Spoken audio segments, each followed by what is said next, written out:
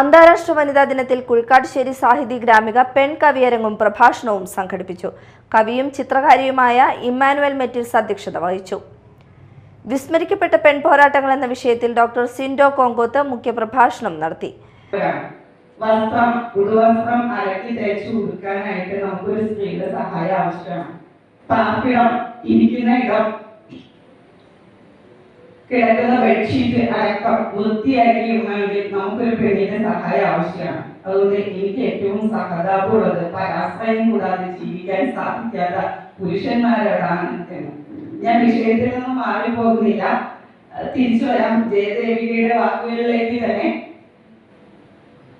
ഇത്രയധികം സമരങ്ങളും നവോത്ഥാന പ്രസ്ഥാനങ്ങളും നാട്ടിൽ നടക്കുമ്പോൾ നമ്മുടെ പെണ്ണുങ്ങൾ എന്ത് ചെയ്യുകയായിരുന്നു?